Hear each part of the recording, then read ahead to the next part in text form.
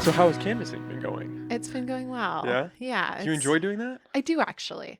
It always takes me a little bit of like a mental leap to just get out the door. It's like, I don't know. That first push. Yeah, just getting out the door, leaving my dogs, leaving my cozy home, but I enjoy it.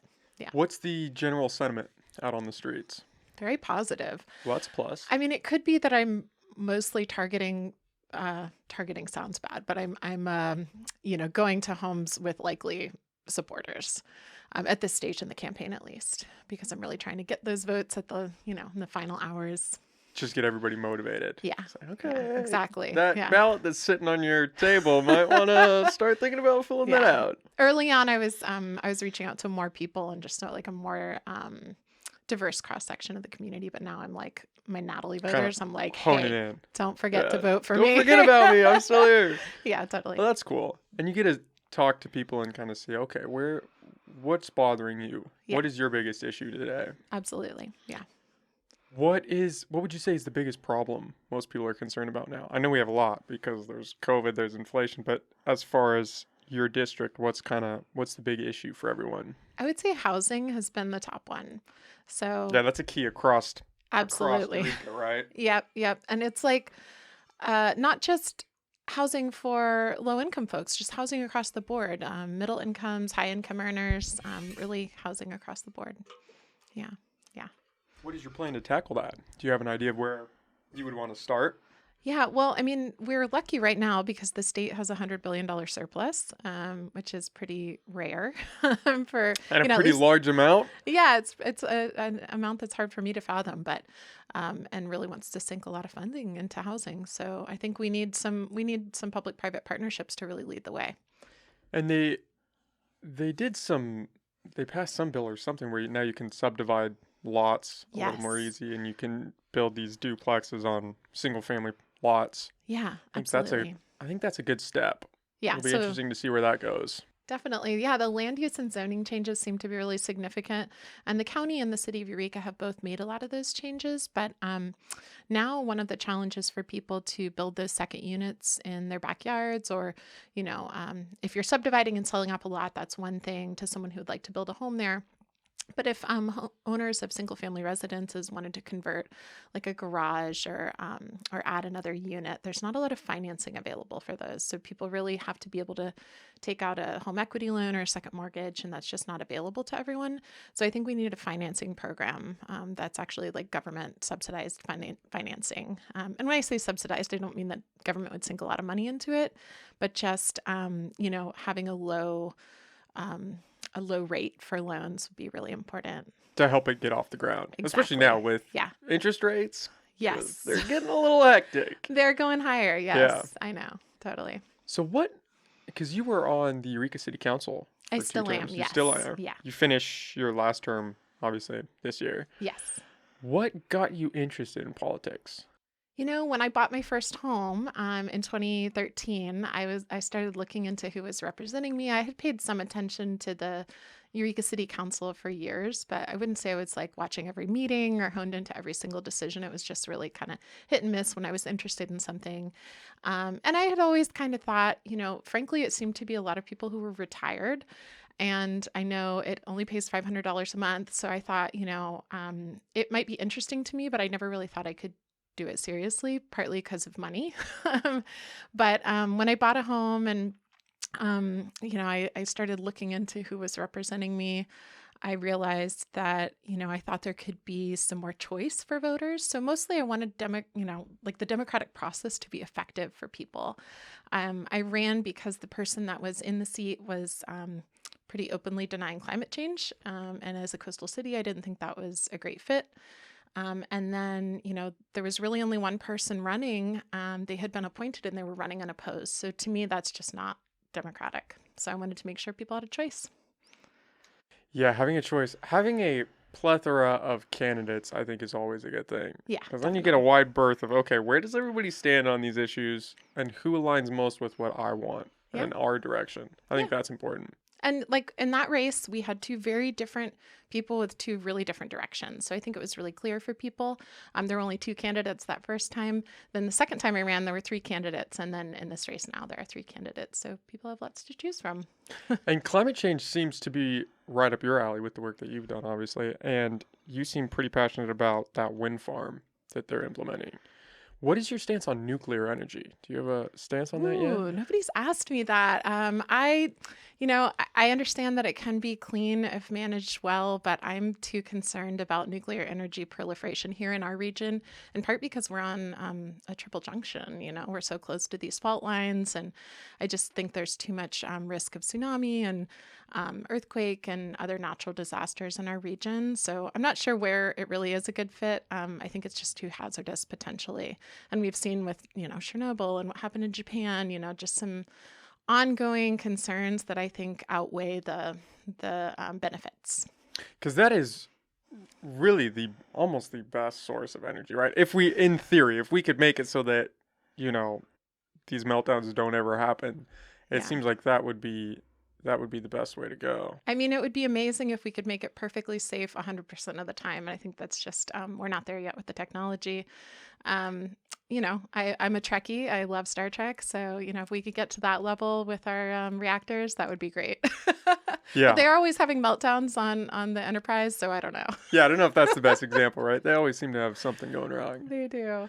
I don't know enough really about nuclear energy to delve too far into that. I just wanted to get your take. Because it seems like a lot of people that are pro green energy, that's kind of their line in the sand is, yes, we need to start moving that way, but nuclear is still off the table. Yeah, I mean, I'm also not an expert. I just, from what I understand, just my reading on it, which honestly hasn't been at a very deep level, I just, I'm concerned about the nuclear material that was in Humboldt Bay and is still close at hand here, and so I just think we need to advance a little in our technology before we do more nuclear proliferation in general. Yeah, that's the big thing, is make sure that the technology gets there. Absolutely. I think, before we get buck wild. I think it is a good step. I think that would be the best option down the road. I don't know if we're quite there yet, but I think it's something to keep an eye on. It's certainly something that, I wouldn't be closed to. I know some people just say like absolutely never, no nuclear proliferation whatsoever. If we get to the point where the technology is safer, then, I certainly think it's worth exploring. Yeah. Is there you mentioned nuclear waste in the bay. Is that a pretty significant problem? I haven't heard about that. The Humboldt Bay power plant used to be a nuclear plant, and now it's not. Now it's a natural gas-based plant. But there's still some nuclear material in the area. It's stored really carefully, but there were some concerns in the past about leaks and safety and security. I know when they were removing some of that material, I actually helped with a wetland restoration project really close by where we actually had to do soil testing to make sure there was no hot soil, which thankfully there was not. But it was interesting to, there were armed guards, like lots and lots of armed guards there because they were concerned about, the material getting in the hands of the wrong folks. So it was kind of interesting to be on the site. And I was just out there, planting wetland plants and going about my day. And, here there are 20 armed guards in the bushes. Yeah. That's another thing with nuclear, right? Is it's not exactly, you can't just walk onto the property and take a look at it. Exactly. You gotta be a little more careful. Yeah, totally. Yeah, I knew that it used to be a nuclear plant. I didn't know that it was converted. Yeah, it was just a few years ago. I don't exactly remember what year that took place. It might have been more than a few years ago, but about 10 years ago, I'd say. So you've been pretty involved just community-wide then. Yeah, Starting definitely. out on the city council, being involved, you were with the Redwood Community Action Agency? Yeah. That seems like that's been a big part of where you've come from. Definitely. Yeah. I've worked there for about 16 years now. So it's a nonprofit based here in Eureka. And I'm always careful to say that when I'm interviewing and talking about things with my political hat on, that I'm not representing RCAA. Gotta throw that in there, yeah, right? I always try to get that in there. But yeah, it's been a huge part of, my development as a person, and I've gotten to work on a ton of cool environmental projects, transportation planning projects, community health projects. So it's been really awesome. Do you feel like that's kind of lined you up now to go into this bigger position of being a city council member? It has. Or Actually, county supervisor, not city council member. I forgot to ask if I can take a break to blow my nose. Yeah, oh yeah, Okay. yeah. We're live, but yes, you can definitely blow your nose. I'm sorry. No problem. It'll just be a moment. It's just me. I'll just fill in the dead air. Okay, We're kind of working out the kinks. I've just started doing these live episodes, Yeah. especially now with all these candidates coming on. I wanted to make sure I could help them get whatever they had to say out there. Because obviously, if this comes out after the 7th, that would be a little awkward. That would be, Yeah. yeah. No, this is great. Thanks for making time to do it before the Thank election. you. Thank you for coming on. I was very Yeah. excited to chat with you. Kind of pick Totally. your brain and see where you stand. Totally. Yeah. So, I mean, my work at RCA has been, so for the first few years, I did a stormwater protection project. So really helping protect water quality in Humboldt Bay. And now I'm focused mostly on trails and transportation planning. So I don't work on any projects in the city of Eureka. I work on everything outside of city limits to avoid any conflicts of interest. But it's been really cool. And I've learned a lot about working closely with the county. Actually, I've worked with a lot of different county departments in that capacity too. So why the jump from council member to supervisor? Well, I'm termed out this year. So actually there's some question about whether myself and Kimber Gal are termed out because there was some redistricting and our wards changed. So I think the intent of the law is that you can only do 2 back-to-back terms. 8 years total. Yes, 8 years total, back-to-back. And there have actually been some people who have left, done something else for a few years, come back and done another term. Oh, in the so past. you could do more terms. I could down the line Okay. if I really, really wanted to. But at this point, I recognize that the intent is to have 2 back-to-back terms total. So I'd like to move to the county and see if I can do some good there. Yeah. What would you say has been your greatest accomplishment working for the city? Ooh. That's a loaded question, right? Yeah. I mean, I would say, can I pick 2? Yeah. Okay.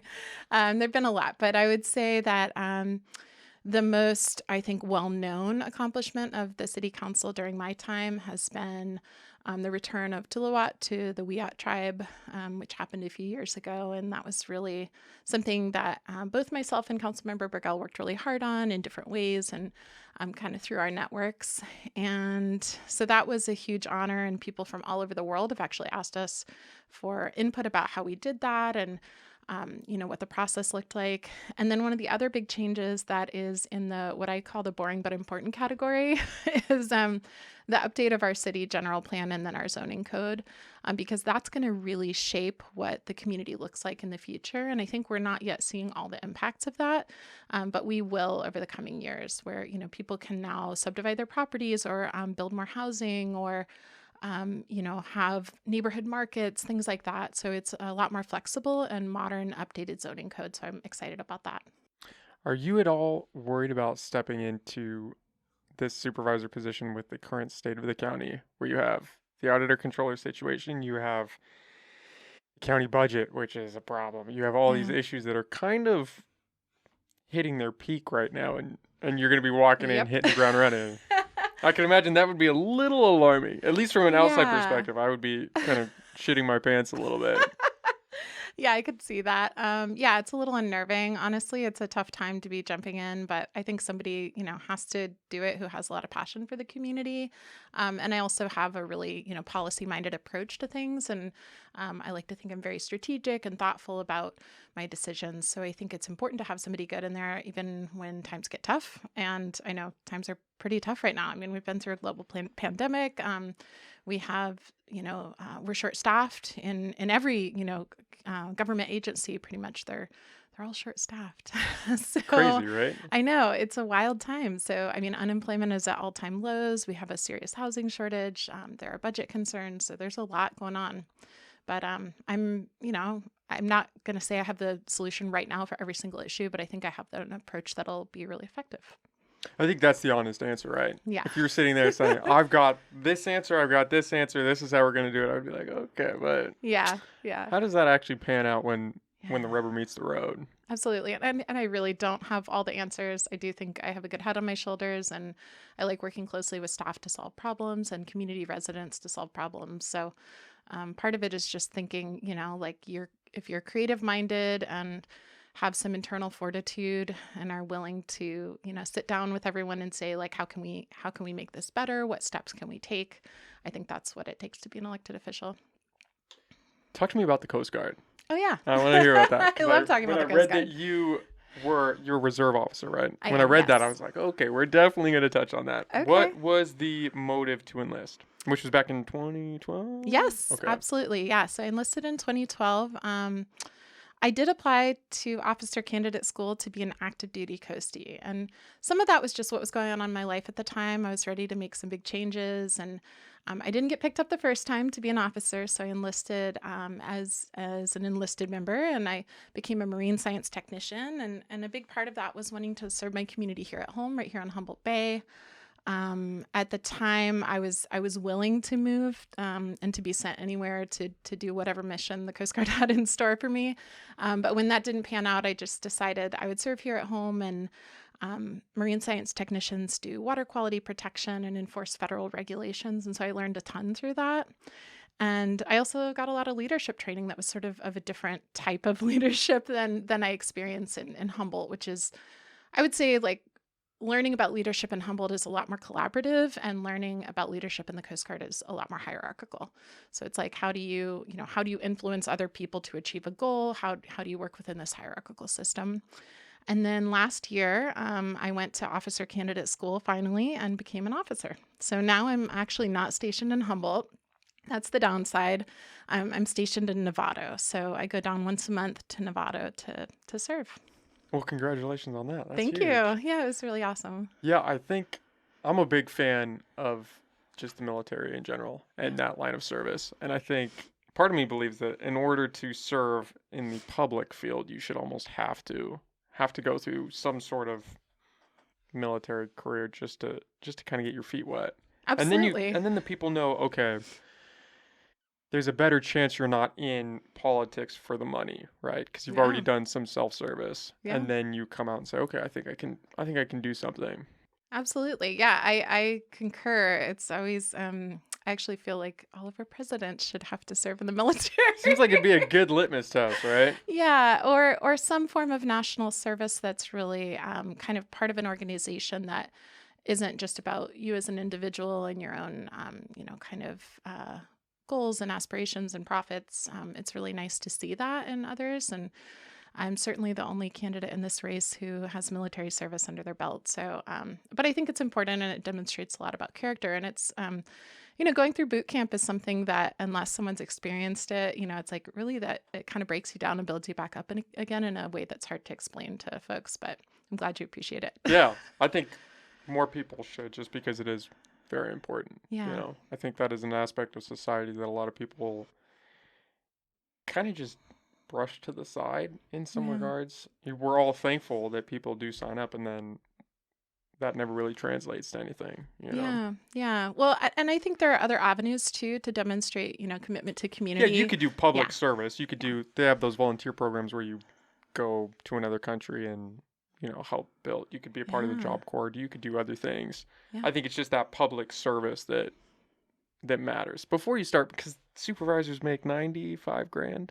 Somewhere around there, which is kind of a jump from 500. It is, $500 a month to not crazy, like but 8,000 or something, So that's kind of interesting. I think you can get into that realm where people go into politics just for the money. Yeah, and then we have problems. Yeah, I would say that, it's definitely going to be a change for me to leave.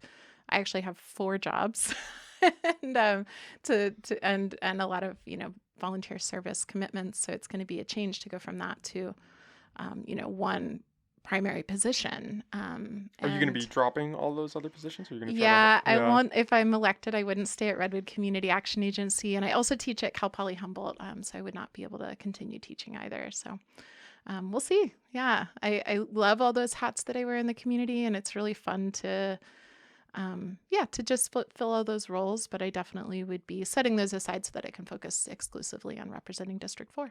Yeah, it seems like it would be a big time commitment, right? Yeah, definitely. You don't want to spread yourself too thin. Exactly. And that's actually one of the things, that's another major motivation for me in running for supervisors, just to be able to spend the bulk of my time, all of my time really representing the district, because there's so much as a council member it could be a full-time job. It's just that I have to pay my bills. Yeah. I'm not independently wealthy or already retired. So, that's something that I look forward to spending my time to do. Yeah, it's crazy that they only make $500 a month. Yeah. I don't know what their price rate should be, but $500 seems kind of low. Yeah. The mayor makes 900. So if anyone out there is wanting to run for mayor, it's a slightly more Little bump. well-compensated position. Not as much as county supervisor, but you got to take what you can get. Yeah. Yeah. Yeah, it's got to be hard dropping those other hats to kind of just assume one role, though. Yeah, I think it'll be a big change in my identity because I'm, even though, essentially I'm a full-time politician, when people see me in the community, it's like they're never not thinking, oh, that person's a city council member.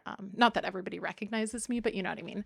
I'm never really taking that hat fully off, but I think I get the experience of doing other things in my life as part of my job, and so that's really rewarding. So it'll definitely be a change in my identity. One thing that I think is really important about compensating elected officials is that if you want good people to run from a diversity of perspectives and backgrounds and ages, you really do have to compensate them. Like, I think $500 a month for Eureka City Council is far too low. We're the county seat. We have a lot of big issues that are time consuming, and I think that they should be compensated a little more, and not, because they're in it for the money, but just so they can spend more time on it. Yeah. What do you think it should be? Do you have a price in mind? I mean, at least double. Yeah. Yeah. Honestly, when I was first elected, my income has gone up a bit since then, but when I was first elected 8 years ago, that $500 a month was a really big deal to me. And it still is. It's not a drop in the bucket. But at least double that seems appropriate. But that would have to be decided by the voters. I would imagine it's not quite as demanding as a supervisor position, but it seems like there would still be a lot of work involved. Yeah, I mean, the population of District 4 is roughly equivalent to the population of the whole city of Eureka. It's just shaped differently. It includes, Samoa and portions of Myrtletown. So it's certainly representing a similar population, I would say, even though the city has 5 wards. So I guess you could say it's a smaller population.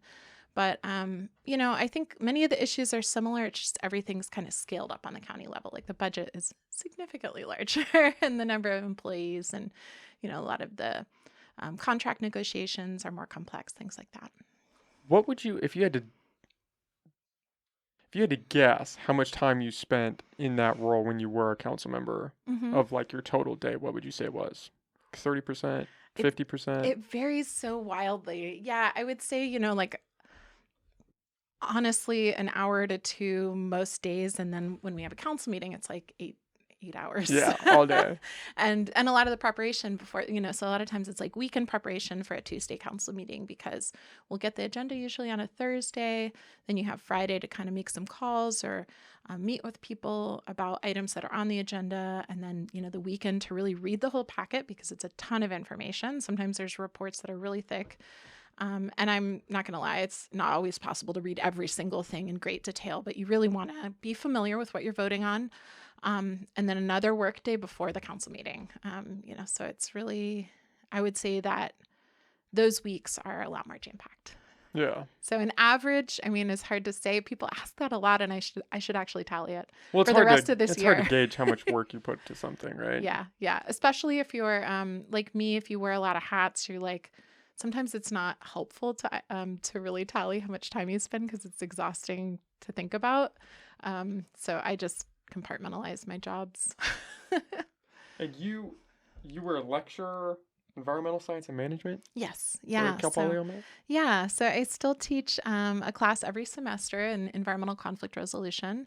So it's a class for environmental sciences and forestry majors, and it's required for a lot of them. And then some students take it as an elective, but that's less common. And so I usually have 35 or so students a semester, and I'll be teaching again this fall. So that'll be maybe my last semester. We'll see.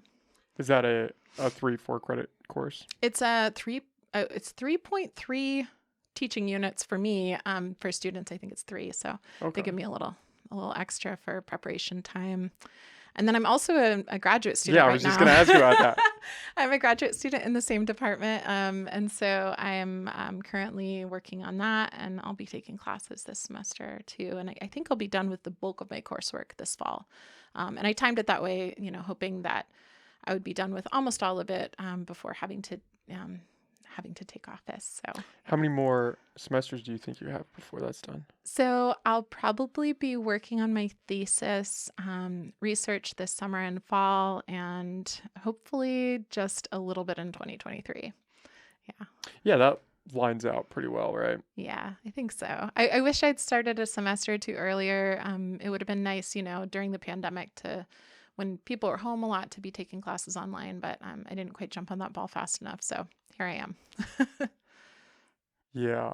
Yeah, because you don't want to be, struggling as a member of the board and then also being like, I gotta go to class. So Yeah, I'll be done with class. yeah, So there's that'll that. be nice. You'll just be working on your thesis then. Yeah, I'll be Okay. writing maybe in evenings or weekends. But yeah, I'll definitely devote plenty of time to being a supervisor. How did you like teaching? I love it. I really enjoy, I feel like it keeps me in touch with what people in their 20s are about. So it's actually fun. Being both a student and an instructor has been really interesting. Just I feel like I'm not always in touch with the student community otherwise, because even though there are a lot of students who live in Eureka and in District 4, I don't have as many chances to interact with them otherwise. And so it's kind of nice, just to experience what people are seeing and perceiving in Humboldt County who come from outside of the county. And also seeing the trends in what students are studying and what they're interested in scholastically is really cool, because I think that's really insightful for economic development. And you almost, kind of have your ear to the ground. You get to see, okay, what are the problems facing them, our students? Because Cal Poly, especially now that they're rebranding and going down that polytechnic path, that's going to be a major player in the economy, I would imagine, here coming up. Absolutely. Yeah. Yeah. So I think that's huge to see, what are they liking about Humboldt? What are their challenges? What kind of, what in Eureka do they want to do? It's really cool to kind of hear from, they love to go to In-N-Out and Target and the Friday night market when that's happening. So it's certain things that students do or don't know about when it comes to the community is really interesting to me. But yeah, I mean, as we expand with Cal Poly Humboldt, I know that, there's plans to expand pretty significantly over the next few years. So I think that's going to be a lot of need and opportunity to really interface with Cal Poly Humboldt. And I think I have strong relationships in several different departments and among staff at different levels that can be helpful.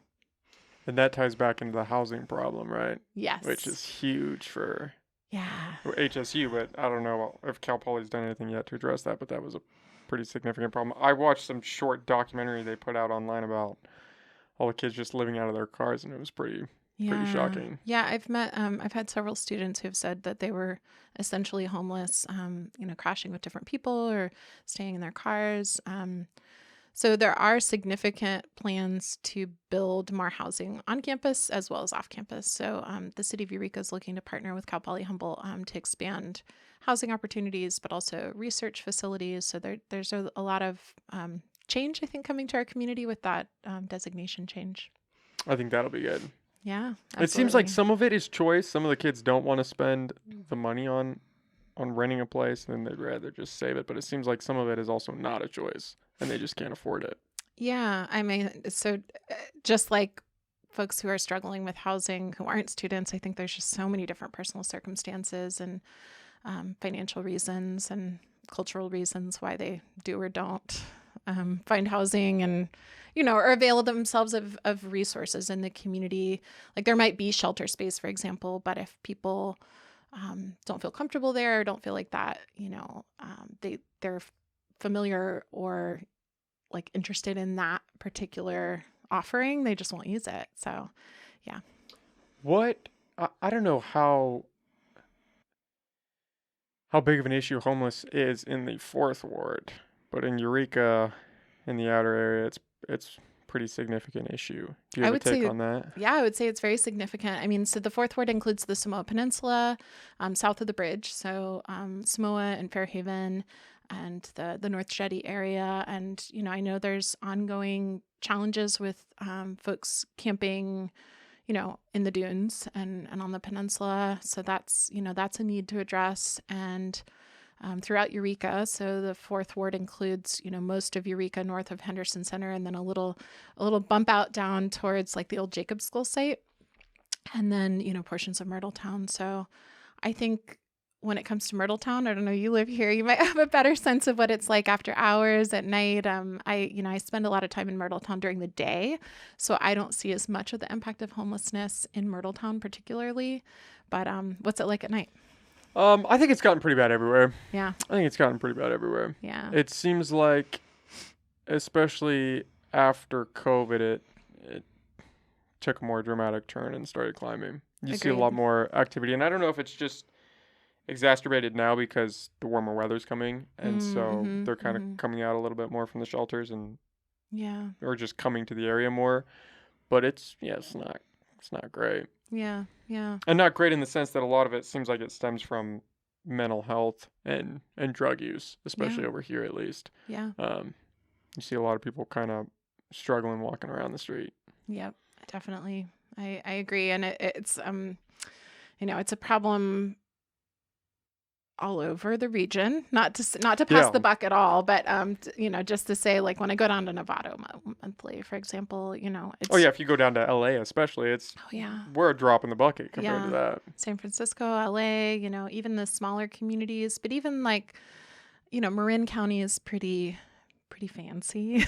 A lot of the communities there are pretty I'd say it's very expensive to live there, and there are a lot of there's a lot of investment in the community from those who do live there, and there's still like a really visible problem. So, I think we're not alone in that. That's not necessarily comforting to people who have seen those changes in Humboldt and are frustrated by them.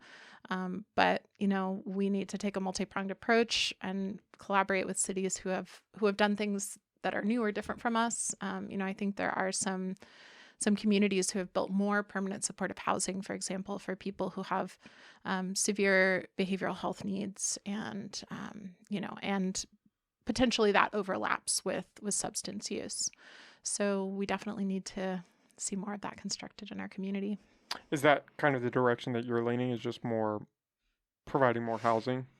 Yes, but specifically permanent supportive housing, which includes services for people. And, there's also a need in our community for somewhere for people to go when they've left a facility like Supervisors, but they can't just be back out in the community.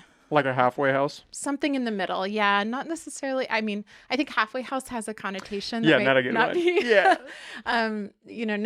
Might not always be the best. Essentially like a closed facility, or a partially closed and partially, outpatient facility where people can come to get services. So I know that there's a lot of focus on that right now, on permanent supportive housing, but also like something a little bit more assertive than that for people who are conserved. So people who are in a state of conservatorship where someone else is temporarily making decisions for them because of their health needs. We really don't have a facility that supports those folks. And so what we've seen, or at least what I've witnessed, is, there are like veterans housing projects, and there are senior housing developments, and there are a number of services that Betty Chin provides. But those all have conditions, right? You have to be a senior, you have to be a veteran, you have to be on the path to being clean and sober, whatever the case may be. So that has meant that a lot of the people that are still out there in the streets are the hardest to serve.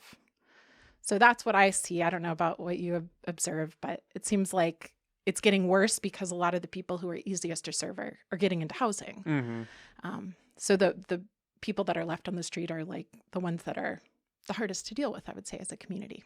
They kind of fall through the cracks in those categories. Yeah. What do you make if that were to go through, that permanent supportive housing? Would you support drug restrictions on that, or your approach is more let them do drugs, just get them off the streets first, and then make it more rehabilitative for them? Because that's like the dual approach, right? And everybody's got one camp that they're in. Yeah, and I wouldn't say I'm in one camp on that. I guess there's a part of me that's like, yeah, people should have to follow some rules. And then there's another part of me that's like, the impact on the community is so great. if people remain on the street who have the highest need, right? Like it's trash, it's potentially needle litter, it's human waste. It's, the impact is so severe that, I guess I would fall somewhere in the middle. I would say that, to try to move people towards using less or not using or taking advantage of, medical intervention services and treatments would be ideal. But we got to get people into housing and off the streets because it's such an impact on our community in so many ways. They have in San Francisco, they have an app that actually tracks homeless defecation. So, okay, don't walk down that street because it got hit pretty hard today. Yeah. I mean, that's the extent that it can get to, right? I don't know what the right answer is for that. Yeah. Because it's such a multifaceted problem. You have mental is. health, you have drug use, you have some people that are just in a state of anarchy and don't want to, bend to the system. Yeah, absolutely. Yeah, you see that for sure. And, it's hard for me to put myself in the headspace of someone who is like in that frame of mind, right? Like I can't, especially for you where you went through a structured program like the military, it's gotta be a little culture shock. Here are the rules. And I grew up in the military. So, there's a certain part of me that'll always be kind of like, here are the rules, I'm going to abide by them. And here are like the cultural norms that I'm going to abide by. I will say Humboldt County has very different cultural norms than like the family that I grew up in too. There's this sort of longstanding outsider culture that I think is really prevalent here of people being like, I'm outside the system, the rules don't apply to me, a very kind of libertarian way of viewing the world. And so that's the system we're functioning in. So people are like, well, you need to conform to the rules, but it's like we live in this society here that's very different from, like when I first moved to Humboldt, I lived in Petrolia, which couldn't have been more different than how I grew up. And it was in like the heyday of cannabis there.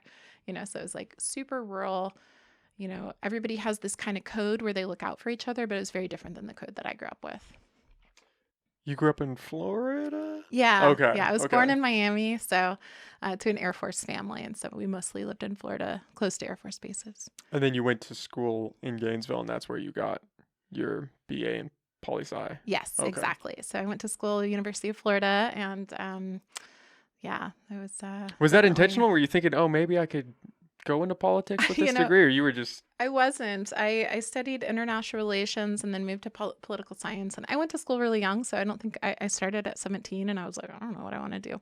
So I just took courses that were interesting to me, which isn't necessarily the approach I'd recommend to all students, but it worked for me. So I got through my degree pretty fast, and by the time like 2 years in, I was like, what courses have I taken? What degree could I make from these courses that I've taken? So I'm certainly interested in social science and political science and, international affairs, but also I was always really interested in that environmental side too. Yeah, I think a lot of kids fall into that camp, right? They just go to school and they're like, I'll do some undergrad work, just try to get the rough stuff out of the way first, and then you hit your junior year and you're like, I don't know what I'm working towards yet. I guess we just gotta plug and play and see what we can get out of those. Yeah, and I just wanted to get a degree. I felt, that I just wanted to get through that fast and then go see what I really wanted to do in the world and potentially, go back to school or do, take a different track later. And that's really what ended up happening. So did you have to take out student loans to go to school? I didn't. This was before, but this was before the enlistment, right? This was pre-enlistment, yeah. So I'm using my GI Bill now as a graduate student. I did not have to take out loans. I worked all through college. So I worked full-time as like a pizza delivery driver and a bartender, and I did all these various things. And then I also had a little bit of GI Bill from my family.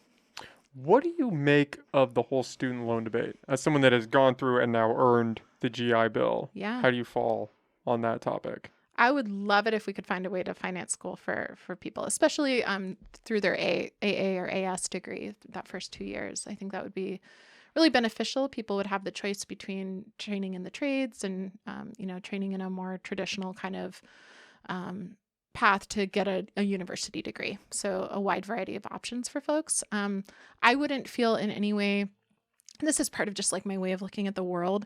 If I had to pay for something and then the next person like gets that as a benefit, I'm like, good for you. I'm happy for them. I'm not like, oh, everyone has to suffer because I had to, work my way That's a through weird school. mentality to have. A lot of people have that though. Yeah. Not just Yeah. in student loans, it's in a lot of things of no, I had to go through it, so everybody now has to Yeah. go through it. We all have to suffer because that's the way it is. I Yeah. suffered. Totally. Yeah. And I don't feel that way. I feel like, I don't have like a zero sum game way of looking at the world though. I'm like, there's enough pie for everyone. Like, There's enough to go around. yeah. Or like enough if we plan our resources effectively. I don't have like a Pollyanna approach to the world either. I'm not like, oh, there's just endless resources. I know that resources are limited based on, my experience in figuring out how to allocate them, right? But to think that we could never provide that level of education for people in our, advanced rich world is silly to me. So I'd love to see us be able to do that. Yeah, it'll be interesting to see what happens. I know Biden's supposedly working on some stuff. Yeah. But I think loan forgiveness would be good, but I don't think it solves the problem if we No. leave those institutions in place where you can just rack up $100,000 in student loans Yeah. and then get out and spend the rest of your life working that off. I think that's a problem. Yeah. Yeah, definitely. I mean, one thing that's interesting about student loans is that, so many people go into government service because there's this option for student loan forgiveness if you do a certain number of years of qualifying government service. And, so that can be with state institutions or other institutions. And I wonder how that would change people's willingness to work in those positions. I mean, there's a lot of unanswered questions there for sure. Did you notice when you enlisted, did you notice that being a motivating factor for a lot of people you went in with?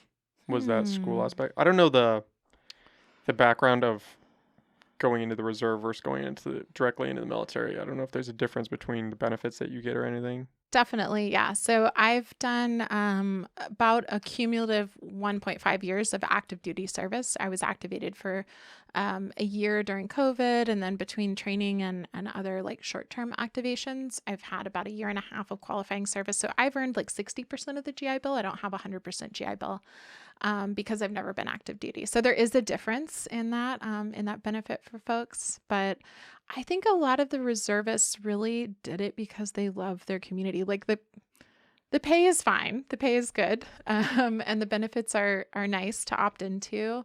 But you do have to do like 20 years of service, or at least that's the commitment that I have is 20 years of service to even get like retirement benefits and things like that. So it's really more about like serving your community as a reservist. I think most people really are motivated by that. Active duty members get a lot of additional benefits. So if I were to go back and do it differently, I'd do 4 years of active duty. Yeah. Yeah. And if anyone was like considering like weighing their options, I always encourage them to do at least one tour of active duty service because, it just signs you up for a lot more. Mm-hmm. You're automatically eligible then if you do 4 years for like the GI Bill or whatever, like one full term of services. It sort of varies between the different the Department of Defense and the Coast Guard, which is Department of Homeland Security.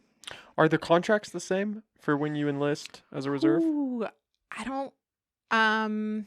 My first contract was I think 4 years, but don't hold me to that.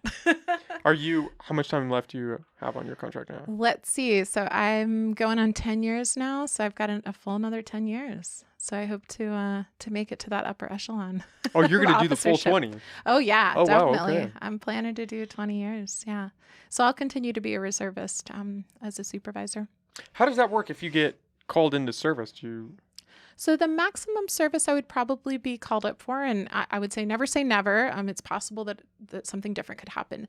But usually for reserve officers, it's 28 days. So, and it's usually once per year. So they try to kind of limit the deployments for people, recognizing that reservists have civilian jobs too. Mm-hmm. So, and because I'm in civic leadership here, at least when I got called up for COVID orders, that was Title 10 orders, which means like involuntary. So it's like you're going no matter what. Most orders aren't that way. Mostly they'll see if it's possible for you to take those orders, and if so, then they'll send you. So it's nice. A lot of people want to take active duty orders. What did you have to do when you were called in for that Title 10? So I actually did contact tracing and COVID preparedness and ordered PPE and stuff like that up at Sector Humboldt Bay. Oh, wow. So I was able to stay home or like stay at my house with my spouse and my dogs and then go up there for kind of a day job. So Oh, that's nice. yeah, it was good. And how long was that? Was that 28 days, that one? No, that was almost a year. Oh, Yeah. full year. So Oh, wow. yeah. Well, yeah, then it's Uh, definitely beneficial that you were here, right? Yeah, it's good that Would I have been was awkward if here. they shipped you, to the East Coast. And I said, know. all right, well, Yeah, a lot of people did. It was an interesting time, especially in that first few months when there was a when lot of nobody knew. uncertainty. Yeah. Yeah, we weren't sure how bad it was going to be, like what the impacts were going to be, and yeah, it was an interesting time. But it was great to work at the air station. I got to know a lot of the pilots and the leadership here in Humboldt. Yeah, what an experience, And right? that was cool. I do want to just make sure. Okay, I just wanted to check our time because I know Yeah, you got to be totally. somewhere. Yeah, I think that's great. I think that arguably gives you some edge, at least in leadership, having to go through that. Yeah, definitely. And I mean, it's interesting. I think people have a very set perception of what I'm about as a leader. I think like where I fall on the political spectrum in particular, but I really think my lived experience is kind of all over the place, and I can see issues from a lot of different angles, and I've been part of a community of folks who I think are very honestly view the world in a through a very conservative lens, and that works for me to kind of communicate effectively about that. So Where do you think you fall? Are you more center, more I think I'm a left? little on the left. Little left. And part of that is my environmental background and, my take on social issues. And I'd really like to see us be as inclusive and, forward looking as possible about issues and lean into technology advancements and things like that. I think that that's part of like my parents' view of the world and a big part of mine. Really focused on education. And so a lot of the things that kind of are part of the left-leaning side of the spectrum are like really resonate for me. But I do have that military background and, and Coast Guard does law enforcement too. So I have that kind of Dichotomy going on. dichotomy. Yeah. Had Makes to it throw out a really big word. interesting. Yeah. Yeah. Totally. What is your stance on guns? On guns. Yeah. Well, could you be more specific? Well, I left it kind of broad because I could see you being kind of a, second advocate because you had that military experience. Mhm. But when people throw out the left-leaning thing, they always kind of go to, we should restrict guns. And obviously with, not to get too political on this, though, Sure. it is a political podcast, Yeah. the Uvalde incident. Of course. Those mass casualty events always draw attention to guns. Absolutely. So I just wanted to get your stance. Where's your stance on the Second Amendment, I suppose? Well, I mean, so the Second Amendment, I guess I fall in the camp of like the Second Amendment was written and came about in a time when guns were very different. Gun technology was different, right? And so, I think it's always important to look at it through that lens. And, it wasn't really speaking to the kind of circumstances that we have today. So with that in mind, I would say I support reasonable restrictions on guns and that's always like with a big asterisk, right? Because what's reasonable? Yeah, open to interpretation. Yeah, I know that we have, mental health related restrictions on guns and gun. Like red flag laws? Yes, and like gun violence restraining orders, things like that. And I would love to see us have more like buyback programs because I think I've actually talked to a lot of folks in Humboldt who have a gun that they don't want.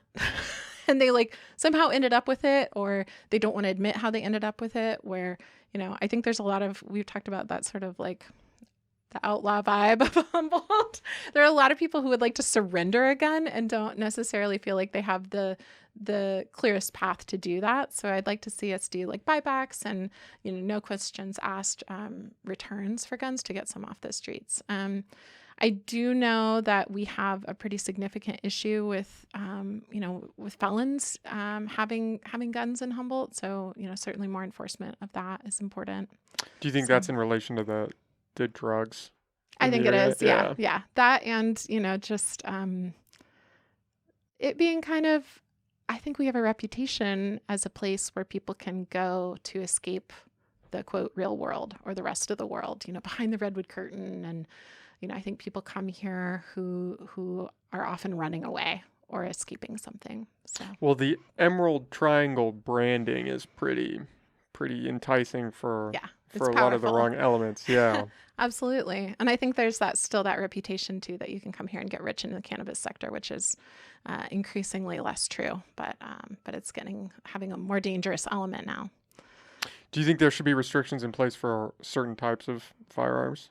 Like Um, the common one is the assault rifle ban that's been thrown out, or assault weapons. I don't even know how they're branding it anymore. I think that sounds reasonable. To me, that's within the realm of reasonable restrictions, but I would really want to talk more about kind of what people see as like the benefit of having assault weapons. Is it just like the right to arm themselves, or is it something more? I really would like to kind of dig into that a little more. Now, for the Coast Guard, do you guys do any weapons training? Because you're not a combat based Yeah, unit. I don't carry a weapon. Okay. So I did in boot camp. I did shoot a handgun. We did some basic marksmanship and gun familiarization. But yeah, we did a little firearms work. Okay.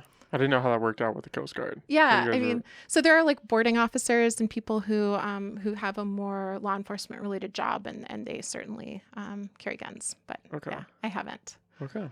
And as an officer, you don't have to carry a I do not have to carry a pistol or weapon. anything? Okay. Nope. Yeah, in my particular job, I don't. So I think some of my perception on guns is that I didn't come from like a gun owning family. I didn't grow up like hunting. I've shot skeet before and it was really fun.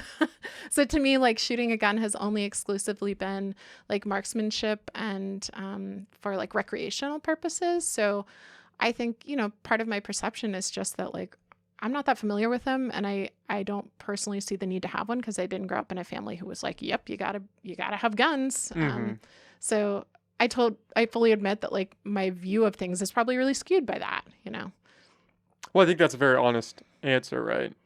I think it gets dicey when you talk about guns. It People does. always, yeah, it can get very uncomfortable, especially if there's a diehard talking about it, Yeah. in one way or the other. If they're very anti and don't see a need for them and think, and you can't make a judgment call on what is right and what is wrong I know. because It's tough. it's another multifaceted issue where there are consequences to having a society with guns and there are benefits, and Yeah. it's like, where do you draw the line in that? And is there a line to be drawn? Yeah. And I can see where people are coming from who feel that they have a right to be armed to, protect themselves from unfair rules and being imposed on them. And that's why the Second Amendment came about, right? So I get that conceptually. I didn't really grow up in that in a sphere. culture where that was like really emphasized.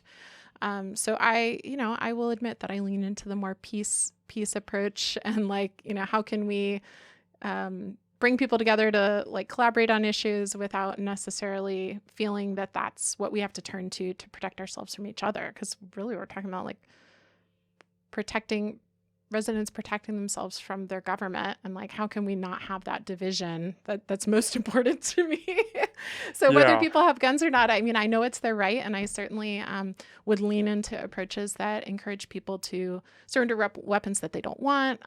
Or I think that's a great idea. Yeah, that seems like low hanging fruit. A felon has a gun and he's like, I know I shouldn't have this, so we need to do Yeah. something. Okay, let's go take it somewhere. Let's Yeah. get that. Yeah, I think that would be beneficial. that no questions asked, like just turn it in. Just bring it. Yep. Yep, turn it in, and Doesn't matter. Does it have a serial number or not? It's Yeah. okay. Just bring it in. I think Yeah. that could be helpful. Yep. Yeah, that seems like low-hanging fruit. So I'd like to, encourage us to pursue options like that. And you're right, it is a really hot button issue, and I'm a little hesitant to. I know, like, not to put you go on too the far not into to it. put It's you like, on the ooh, spot. gosh, I mean, like what, and I think so much of that is decided at a level that's like well above the county, right? Mhm. There's relatively little that local government can do aside from enforcement that is focused on getting guns off the street or buybacks or things like that. So those are the options available to us. Yeah, I just had to ask with everything that's been going on. It's one of those issues where it's obviously you guys can't, do a gun ban Right. at a city council level or a supervisor level, but I think in order to understand, your elected officials, it's important to kind of get a well-rounded opinion of them on where they stand in a Sure. variety of fields. On all the big issues. Yeah, Yeah, just totally. so you can get a perspective, because anybody can hit you with their lines of, oh yeah, like we need to do this and we need to do Yeah. that, and sell you whatever they want to sell you. But when you move past that and start getting to these fundamental questions of who somebody is, I think that's very beneficial. Yeah, yeah, absolutely. And, you know, I mean, our Constitution is sort of this sacred document. And like, it's always interesting to me when it's like people are constitutional purists, because I mean, if you asked me if I like the city charter from 1940, I'd be like, heck no. You know, Yeah, it's like, weird. We came up with a becomes lot so of things outdated. that were not that Yeah, great. yeah, And yet, yeah. yeah, there is that argument, right? Yeah, yeah. I mean, it's an old interesting. document. It's like a really old document. Our country's changed so dramatically since then. You know, so we don't have to get into like what's bad about the Constitution. I mean, I think ultimately the founding fathers had some fantastic ideas there, but you know, it's sort of like how much of a purist are you going to be about anything that sort of you know, was a moment in time and represents the like intentions of that founding body. And I mean, I feel kind of the same way about the Bible, but don't get me started there. Are you religious at all? I grew up going to church. I definitely grew up in the Protestant tradition, and I don't currently go to church. But I would say I have. It's interesting. A lot of science. I was listening to this podcast that said a lot of scientists identify themselves as spiritual, and they really like derive a lot of meaning from the connection that they have to nature. And so I would say that's where I fall. Yeah.